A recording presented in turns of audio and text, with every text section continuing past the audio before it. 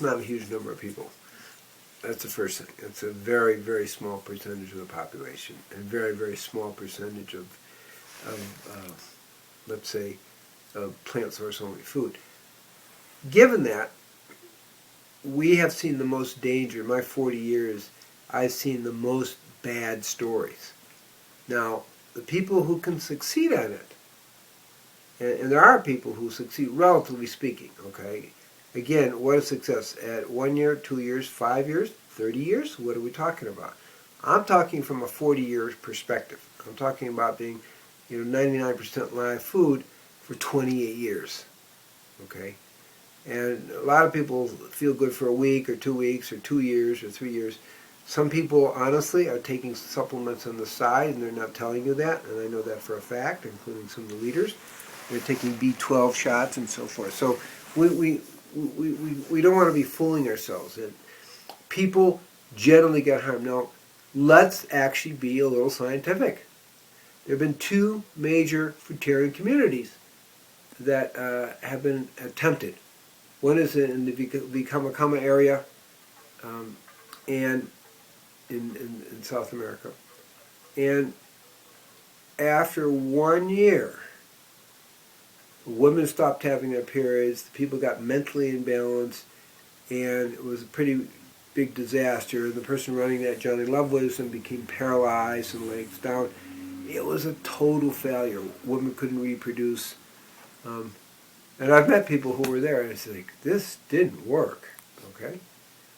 So for all the success stories, and there always will be, Harvey Diamond and Marilyn Diamond, when they were married, they're both wonderful people, and their book was pretty much a fruitarian focus book. And I said, well, how many people work? I know people don't succeed on it. I said, be honest, let me know, how many people are really succeeding? They said at best 30%.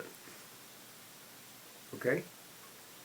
So this is kind of what we're saying, okay? Now, there are people promoting it. I don't, that's fine, but it becomes religious rather than looking at the bigger picture. So what I'm saying is the second study was in Australia. It was by another natural hygienist person. And it lasted 3 years.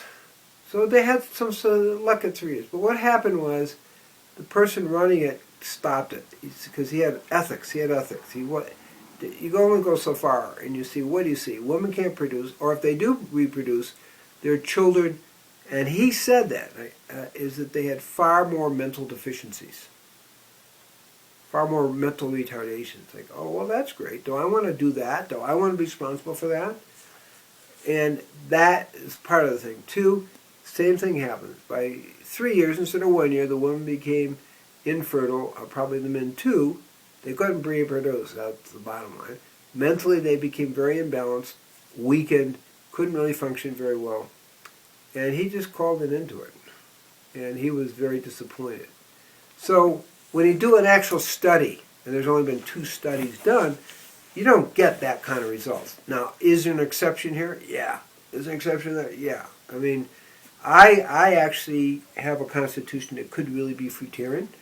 And I was fruitarian for 2 years. I didn't feel quite as strong. I also felt I may have been creating a little candida, and I see rampant candida in this. Well, would you expect anything different? Not really. The people who can do it have very poor glucose metabolism. And they're what we call in my system a slow oxidizer or sympathetic, depending on the systems. And you can do it. What I did after 2 years, I said, I don't feel this is really working, because you got to talk a few years, not a month or 2 and so forth. And I'm wanting, as a spiritual athlete, I want the best. So that's where I created the Rainbow Ingredient Life Food Cuisine Phase 1. And I put myself on that for 3 months, and it was dramatic, no fruit whatsoever, and dramatic results. And it was actually during that time, well, after that time, but connected to it, because I've never really been off that diet, except I do have low glycemic fruits, cherries, berries, and things like that.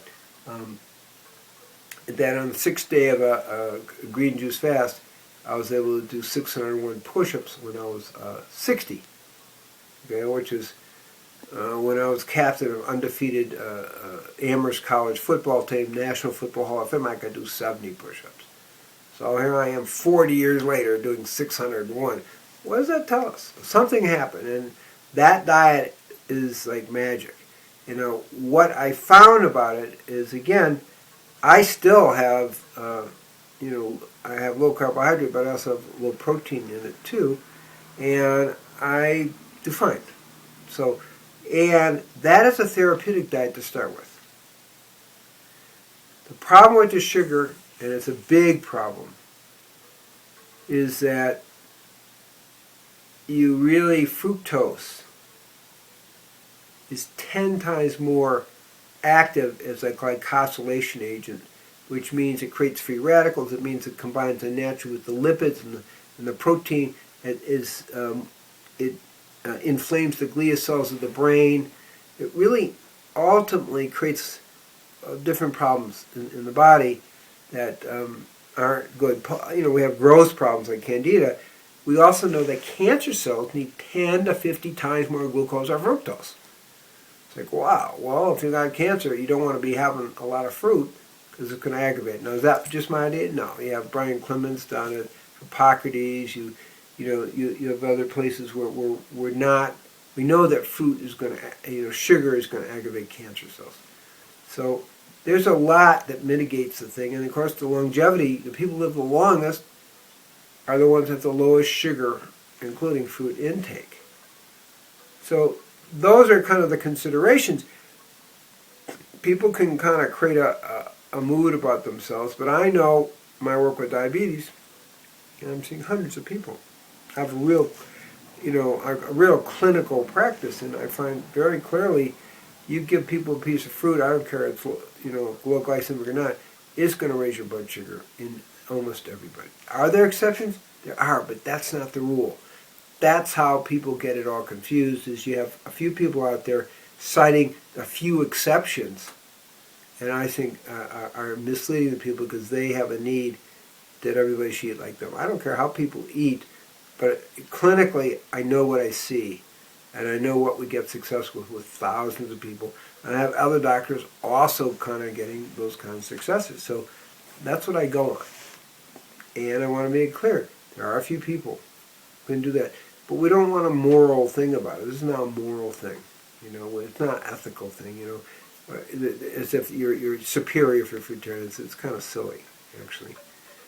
What you want is to become a superconductor of the divine.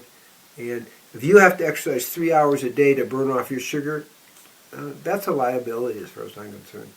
I'm for moderate exercise. I exercise 6 days a week, and I do my yoga, and I do my a little bit of weight training, and I do, my push-ups. Here I'm 68, and I'm doing, 200 push-ups every 2 or 3 days.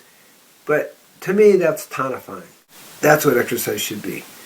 So exercise is critical, but if you got to do it 3 hours a day to burn off your fat, to burn off your sugar, I'm skeptical that you're creating an imbalance and then another imbalance to do it. Plus, it takes a lot of time.